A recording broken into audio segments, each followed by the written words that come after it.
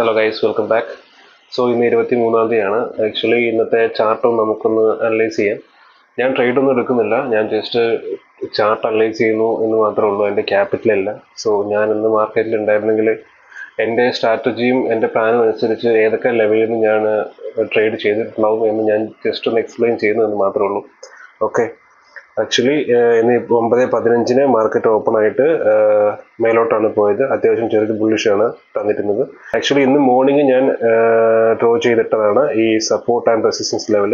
കാരണം ഇത് സപ്പോർട്ട് വരയ്ക്കാനുള്ള കാരണം മാർക്കറ്റിന്റെ ഓപ്പണിംഗ് ഇവിടെ നിന്നായതുകൊണ്ട് മാർക്കറ്റ് മേലോട്ട് പോയതുകൊണ്ടുമാണ്. പിന്നെ ഈ മുകളിലുള്ള റെസിസ്റ്റൻസ് ലെവൽ ഞാൻ ഡ്രോ ചെയ്യാനുള്ള കാരണം പ്രീവിയസ് ഡേയിൽ ഇത് ഒരു കൺസോളിഡേറ്റ് ചെയ്തൊരു സ്ഥലമായിരുന്നു. സോ അവൻ്റെ മേലെ ലിക്വിഡിറ്റി ഉണ്ടാവും. ലിക്വിഡിറ്റി ഏരിയ ആയതുകൊണ്ടാണ് ഞാൻ അവിടെ ഈ മുകളിലുള്ള ഡ്രോ ഞാൻ ചെയ്തിട്ടിരിക്കുന്നത്. സോ അതൊരു ലിക്വിഡിറ്റി ഏരിയ ആയിട്ട് പരിഗണിക്കാവുന്നതാണ്. ആക്ച്വലി മാർക്കറ്റ് ഓപ്പൺ ആയ ശേഷം റാലി ചെയ്ത് മേലോട്ട് എത്തിയപ്പോൾ ഇതൊരു ലിക്വിഡിറ്റി ലെവൽ ആയതുകൊണ്ട് തന്നെ ഇവിടുന്ന് ഒരു പുട്ട് ബൈ ചെയ്യാനുള്ള പ്ലാൻ എനിക്കുണ്ടായിരുന്നു. ഓക്കെ, മാർക്കറ്റ് ഓപ്പൺ ആയി മേലോട്ട് വന്ന ശേഷം ഈ ലെവൽ ടച്ച് ചെയ്ത് ബ്രേക്ക് ചെയ്ത് മാർക്കറ്റ് താഴോട്ട് പോവുകയാണ് ചെയ്തത്. എനിവേ ഞാൻ ഇവിടുന്ന് പുട്ട് ബൈ ചെയ്തിട്ടുണ്ടായിരുന്നെങ്കിലും എൻ്റെ സ്റ്റോപ്പ് ലോസ് ഹിറ്റ് ആയിട്ടുണ്ടാകും. കാരണം മാർക്കറ്റ് ഞാൻ സ്റ്റോപ്പ് ലോസ് വെക്കുന്നത് എപ്പോഴും ഒരു 6.7 ആണ്. എന്തായാലും മാർക്കറ്റ് അത്യാവശ്യം മേലോട്ട് പോയി ഇവിടെ ഒരു ഈവനിങ് സ്റ്റാർ ഫോം ആയ ശേഷമാണ് മാർക്കറ്റ് താഴോട്ട് വന്നത്. ഓക്കെ, ഇതെന്തായാലും സ്റ്റോപ്പ് ലോസ് ഹിറ്റ് ആയിട്ടുണ്ടാവും ഞാൻ ഇവിടുന്ന് പുട്ട് ബൈ ചെയ്യായിരുന്നെങ്കിൽ.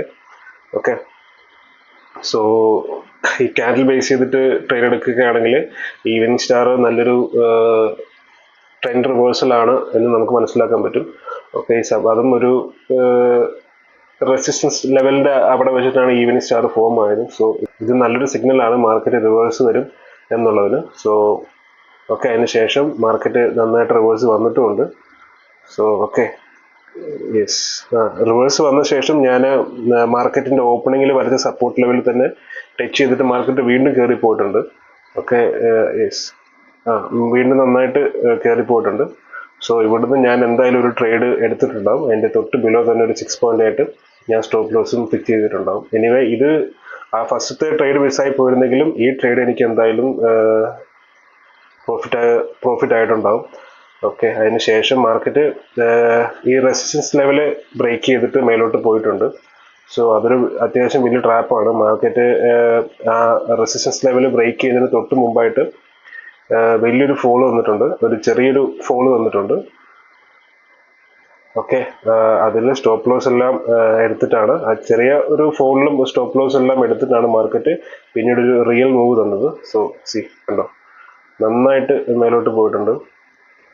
കാരണം മാർക്കറ്റ് ഇവിടെ ഇങ്ങനെ ടച്ച് ചെയ്ത് നിന്നത് കൊണ്ട് തന്നെ ഇവിടെ കുറേ പേര് ബൈ ചെയ്ത് ഇവിടെ സ്റ്റോപ്പ് ലോസ് ഫിക്സ് ചെയ്തിട്ടുണ്ടാവും. ഈ ഏരിയയിൽ സ്റ്റോപ്പ് ലോസ് ഫിക്സ് ചെയ്തിട്ടുണ്ടാവും. സോ ഈ റിയൽ മൂവ് നടത്തുന്നതിന് തൊട്ട് മുമ്പായിട്ട് നല്ലൊരു ഫോള് വന്ന് ഒരു ഫോള് വന്ന ശേഷം സ്റ്റോപ്പ് ലോസ് ഒക്കെ ഹണ്ട് ചെയ്തിട്ടാണ് മാർക്കറ്റ് വീണ്ടും മേലോട്ട് പോയിരിക്കുന്നത്. സോ അതുകൊണ്ടാണ് മാർക്കറ്റിൽ എപ്പോഴും ഈ ലിക്വിഡിറ്റി ഈ കൺസെപ്റ്റ് വെച്ച് എല്ലാവരും ട്രേഡ് ചെയ്യുന്നത്. സോ അത് മാത്രമാണ് വർക്കാവുക. അത് മാത്രമല്ല SMC കൺസെപ്റ്റ്, അത് മാത്രമല്ല സ്ട്രാറ്റജീസ് എല്ലാം നന്നായിട്ട് വർക്കാവും. ഈവൻ നമ്മൾ നന്നായിട്ട് യൂസ് ചെയ്യുകയാണെങ്കിൽ എല്ലാ സ്ട്രാറ്റജിയും അടിപൊളിയാണ്. ഈവൻ നമ്മുടെ ഡിസിപ്ലിൻ സൈക്കോളജിയൊക്കെ ബേസ് ചെയ്തിരിക്കും. Okay, that's it.